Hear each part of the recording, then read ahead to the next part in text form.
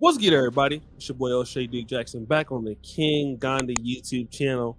And today we have a very special guest, a brother from the Atlanta, Georgia area, currently living in Thailand. I'll let him introduce himself. Hey guys, it's your man BMT. That stands for Black Man Travels. World traveler. Been to about 9 countries so far. Currently, I am living in Thailand, and I just try to spread the good travel information for guys looking to travel the world. All right. Give a round of applause, editors. And I've known Brother Aaron for at least going on 4 to 5 years. He's a brother that has been really instrumental in community. Most people, either you love them or you hate them, the #passport bros.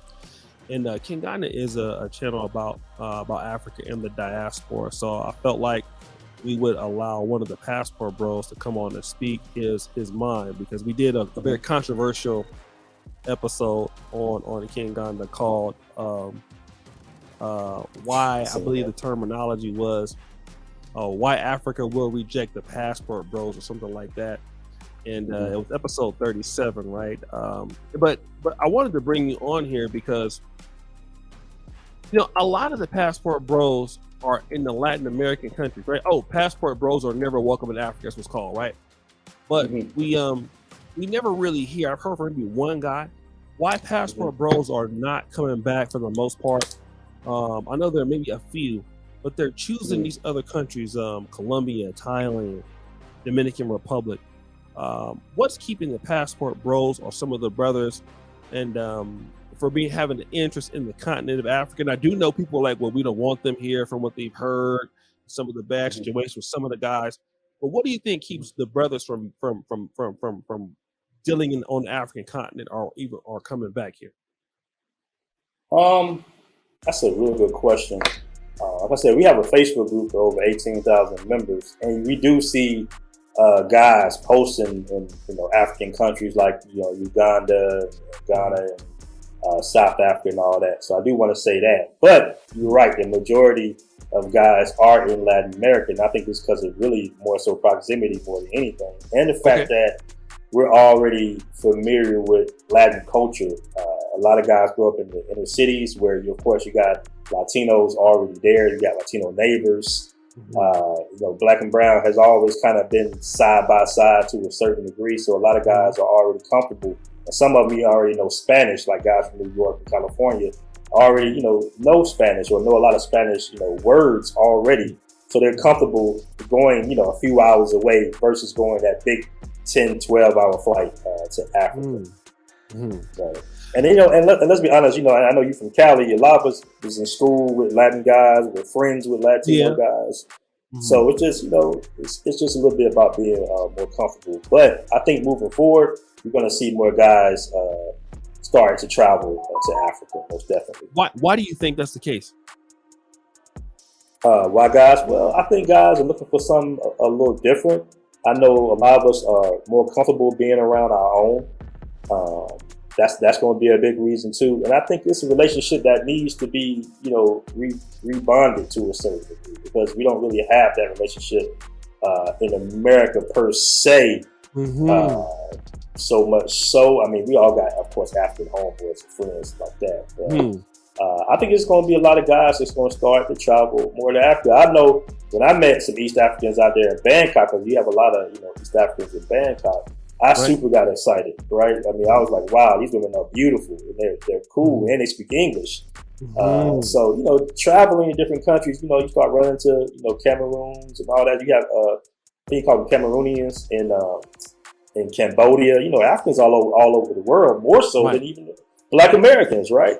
Yes. And, you're just like, oh, wow, you from, I thought you was African American. You from Cameroon. Okay, cool. You kind of look like me a little bit, So I think it's an excitement there. I don't want to just put it all that all Black Americans or foundational Black Americans are necessarily fearful of traveling to Africa. I just think we don't know that much about it, and because of the internet, we're starting to learn more and get excited about it, because we all know on TV what we saw about Africa growing up versus what we see in Africa about the internet. I mean, on the internet. No. So it's a great point, because you make the point that a lot of us, we know that the black and brown, but I think like in many places we see the Hispanics, and clearly, they're separating as they're a voting bloc and things away from some of the issues, if not all the issues that blacks have. And you can kind of see that there are two different communities as far as what their issues are and what our issues are, right? But you mentioned something that's very important. You say, hey, we've at least had some similarities with these people. The Hispanic culture is big. Hispanic food, Mexican food is big. Spanish, but then you notice that we don't really know them that well as far as Africans. And you live in a city like Atlanta, and some of the brothers live in places like New York City, Philadelphia, Baltimore, DC, where you have a lot of Africans that are, especially in the Northeast and most places in down South. It's not like they're, not many to find. There are a lot of Africans there, right? So do you think that because of, did you have like bad experiences with some of the African brothers? There's the sort of like, beef going on that's been going on the last 10, 15 years where African Americans on this side and Africans on that side. And now you have a lot of the, hashtag we over here, hashtag we over there. So do you think how do you think that's playing into brothers from America, like African American brothers like us, returning back to Africa due to the interaction between African immigrants in the United States and African Americans in the United States?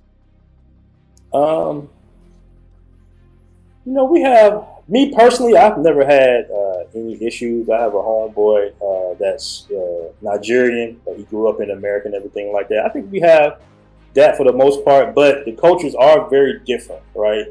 So African immigrants kind of, in America, we all know that they kind of stay in their pocket of the community, so to say. And some of them might not even identify with some of the same issues that we identify with, because, we kind of been, we've been here, we from the mud out there.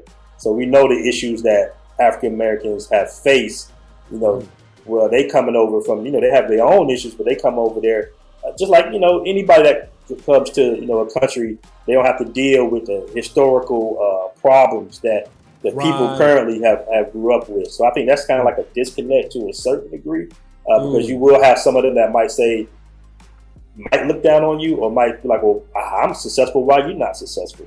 We do have that to a certain degree.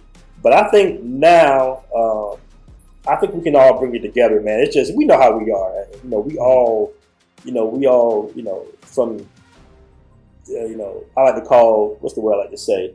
Let's just say some people, we all melanated, basically. We all black people, brown people, Afro people, Negro, or whatever terminology you want to use on today. Right. And we definitely have similarities on how we, talk to each other and think about certain things. So I think it'll be great for more brothers to, travel to Africa and help rebuild infrastructure or whatever we can bring value to their society as well. Let me go to a controversial question, because some of the people will say, especially some sisters, okay, these black men are going to Dominican Republic, Mexico, Colombia, Thailand, Philippines, because they're color struck. And one of the reasons why they don't want to go to Africa, because these brothers do not like dark-skinned women. They would rather not deal with women that are a little more dark or look like them. So they are more or less, colorist supremacists, if you will. They're looking for, as light as they can get it, light, bright, damn near white, or however they can do it. And they're looking for ladies that have curly hair or straight hair. So they don't like the phenotypes of what they can find on the African continent. And that's one of the reasons why these black men are not going there. What's your response to something like that? That's a great question, man. I first off, I think that's a lot of projection. Us coming from the black community, we all know that, colorism does play a role for the most part, more so in my opinion on the women than the men, but they always project like this on us. Men just care about a pretty woman, whether she be light brown, dark skin, light skin. Most men don't care. And I would argue to say that all the countries you mentioned have an Afro population, and most of the guys that are traveling to these countries are dating the Afro women.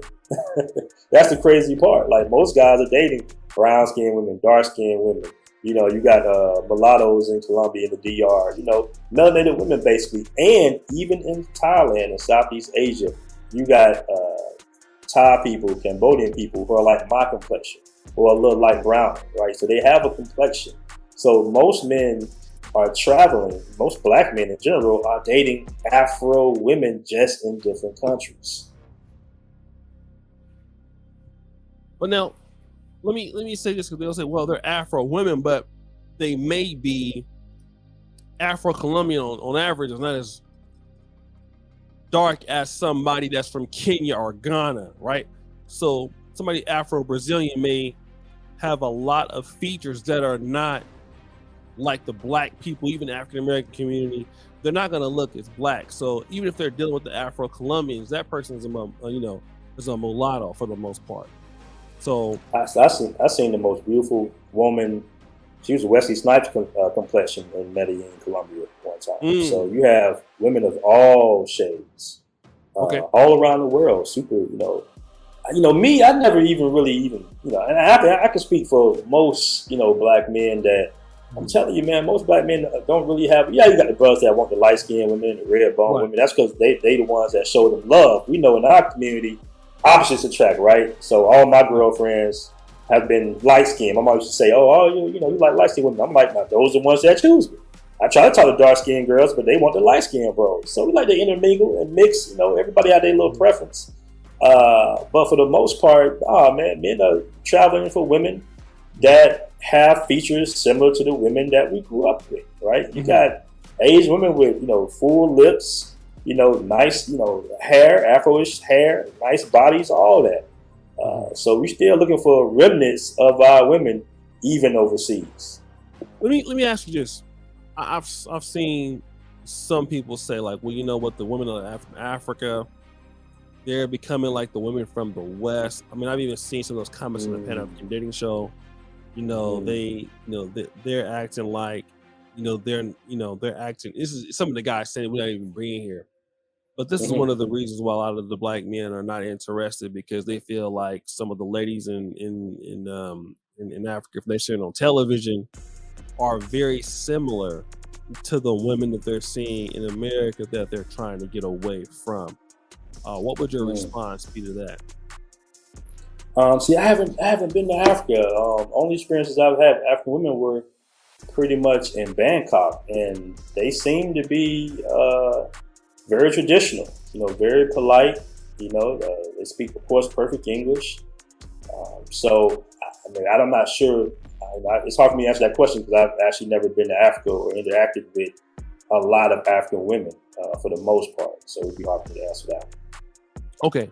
So I've seen some of the brothers that have reached out to me. Some of them have come even and visited me and have been here for the first time and liked it. But I have noticed, some of the haters of the Passport Bros community have even been like some of the African women themselves, right? And they're saying that they don't want certain Passport Bros or the Passport Bro community. I mean, I'm seeing it more often now in most countries, but I'm seeing a lot of African women speak up on the behalf of African American women, saying, hey, these Passport Bros, we don't want them here because of what we think that they do. And you're starting to see more ladies, not a lot, but I'm seeing more ladies talk about it. A lot of these ladies are African. What do you have to say to some of the women that are on TikTok as influencers, saying like they don't want Passport Bros in their country? I don't think they speak for all the women for the most part. Those might be individual cases. You do have women overseas that try to identify with some of the issues that American women talk about and dealing with the stresses of dating in our culture. But those are like individual opinions. I don't think that one person speaks for every single woman in that particular country. Guys that travel bring a lot of value, to the countries that we go to, as far as bringing resources and stimulating economies. So that's just that person's individual opinion. I haven't really even seen too much from the foreign women. As a matter of fact, I see a lot of women in the Philippines and in Thailand and in Africa that's been in support of the passport bros because they know that, hey, it's a global dating market now. You just got to get it how you live. Right. No, that's definitely true. What do you think that can happen? Like, for example, I know me and you've compared notes, and I know that right now you're in Bangkok, Thailand. I'm in Uganda. But what do you think that, from what you've heard me say, and in comparisons to when you live in these other places, what do you think will be the advantages of an African American living in Africa versus living in a place like Bangkok or Brazil or the DR? Well, I will say this, that Asia is for the Asian, right? You do have opportunities here, but in most cases you can't buy the land. I think it's probably more opportunities in Africa. I see a lot of guys, land and dealing with farming, stuff like that. So it's probably more comfortable for guys to maybe even do business in Africa. It might be more opportunities. The dollar might even go a further way in Africa. I'm not sure. I can't wait to visit Africa and see for myself. But you got brothers starting businesses in the DR, you got restaurants in Colombia, you got restaurants in Brazil. It's really up to that particular individual on what they're comfortable with. We all have different mindsets. We all come in different hues. You got a light-skinned guy that might be more comfortable in the DR. You got a dark-skinned brother that might be more comfortable in Uganda or something like that. Brown-skinned brother might be more comfortable in Ghana. Whatever you're comfortable with, everybody is individuals. Some men just love Southeast Asia. Southeast Asia is definitely very laid back and relaxing vibe, and that's what some men need. So it's just differences for the most part. It's all about what that individual wants to do and the opportunities that they see, because somebody might have a different business. I know a guy in Nicaragua with a call center, right? Mm-hmm. That's a call center that he's probably paying little or no money for the operating costs in Nicaragua, right? Mm-hmm. So it's just different opportunities. I know a guy who's in what they call the free zone in the Dominican Republic, where they don't have to pay taxes on the manufacturing that they do for tobacco products. So it's different opportunities. It really depends on the business that you want to get yourself involved in. So you personally, I've been talking to you for some while, and obviously I know that you're in Thailand. What do you think has kept you from personally visiting the African continent or possibly reselling here? Nothing. I had intentions to travel to South Africa and East Africa actually like the later half of last year. But I started developing, the mobile app and everything. And so I just got busy, and Thailand was a good place for me to stay until I got some things done. So, I plan on traveling the world, other countries. I lived in Colombia, Brazil. I lived in DR for a very short period. Now I'm living in Thailand. Next year it might be South Africa. The year after that, it might be New Zealand or Australia or something like that. I just like traveling the world, and I want to continue to travel until I decide where I set my roots up at. What do you think that, with the Ghanaians during the year return, what do you think that African countries can do? Because they don't, one of the things I will be critical of some of the tourism boards around the continent, that they're not promoting themselves and their opportunities so that our brothers and sisters could be serious about Africa, to kind of be, how to do things and how to be transparent. In your honest opinion, what do you think that African countries can do to promote what they have to offer for the diaspora, to get Black men in particular to want to look at resettling in African countries, to understand the industries and opportunities? What can African countries do to achieve this? An easy route to citizenship, maybe cheap land, economic opportunities, housing. I think those are things that they could do to get people, to stimulate them to leave America and set up roots in Africa, most definitely. Because those are things that Europeans did, or Americans did for the Europeans. When they jumped off the boat, they already had land that was really supposed to go to us.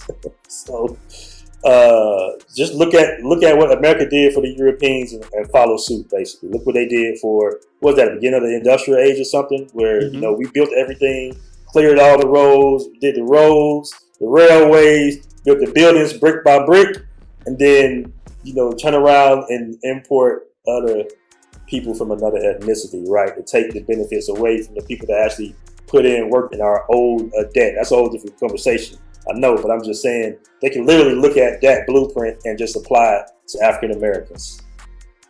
How do you think that a lot of African countries can compete with look at Bangkok, right? It's just cheap to get into, great infrastructure, high quality of life, Thailand. I mean, you look at some of the countries over on the continent, and it's like, it is more expensive. It costs more money to get there. How do you think that these countries can compete with that of like Dubai or Bangkok or Vietnam or the DR, Colombia? Because it seems like those countries are really pulling people in from the West in comparisons. And I do think that if some of the countries are more organized, brothers and sisters would actually consider. The only one I can really think of right now there's two. There's South Africa, but I think even better is Nairobi, Kenya. That you can, access things at, certain levels, maybe not as good as Bangkok, but close. So what do you think these countries can do to try to compete with the Bangkoks of the world, the Cambodians, the Vietnam of the world? They have to create a safe environment, and the biggest one is to focus on tourism. Tourism, it's billions of dollars that's leaving. I mean, going and leaving, basically.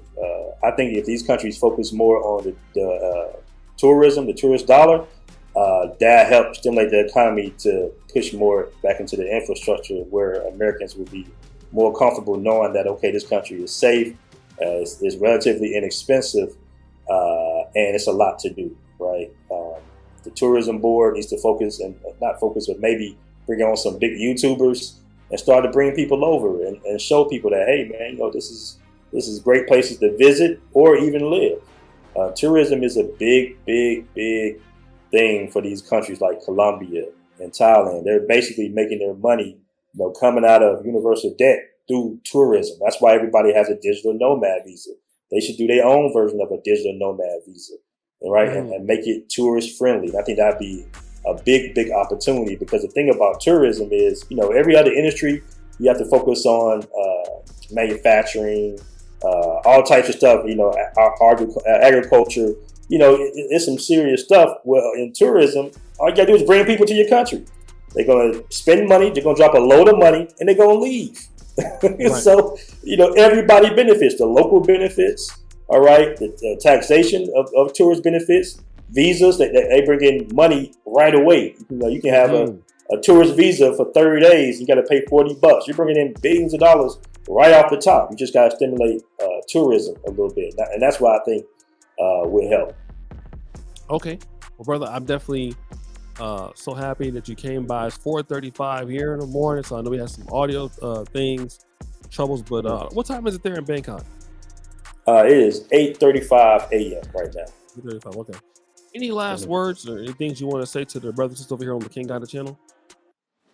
All I want to say is, Passport Bros, come in peace. We come in peace. I can't wait to visit the country. I want to visit all over Africa. I'm super excited to visit there and experience the culture. I had DNA tests, so I'm going to do another one, but I had DNA tests, and I can't wait to try to explore some of the roots. And I think a lot of African American people would like to do that as well. So I think it's one of the best things that we can do as a group of Afro people is to mend relationships and come together, and not to be so divisive. Because when we're divisive, other people can take advantage of us easily, and that's what's been going on for the last 200-something years. Right. What did your ancestry say that you were from, for the most part? I'm Nigerian. I think Cameroonian. My mom's side. What else? That's pretty much it. West African, really. West African a little Native American, and of course, like you got the European up in there somewhere. Okay. Did you get Sierra Leone in there at all? I did not get Sierra Leone, I don't think. Okay. Mainly Nigerian.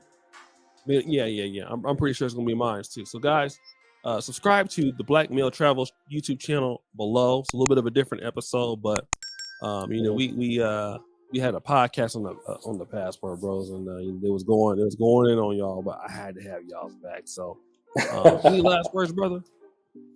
That's pretty much it. All Passport Bros aren't the same. A lot of people claiming to be Passport Bros are utilizing that tag, are doing it for views and clicks for the most part. We all share different values, and I think for the most part, Africa doesn't even have that notoriety of being a countries where it's guys are traveling to for nefarious reasons. Like most guys that want to go to Africa actually want to go to Africa for the right reasons. I just want to tell your audience that. Yeah, that's definitely true from what I know. Most brothers, like, because it's so hard to get over to this over here. You need the yellow fever. You need. Some brothers don't want to do the COVID sometimes, so you have that, and then you're on a plane for a while. So yeah, if you really want to come to Africa, you really have an interest, because it is an investment, both financially and time wise. You can just be in Europe, or you can just definitely meet DR, Colombia. So yes, it's a great point. So guys, subscribe to Brother BMT. First come to the top. We're out.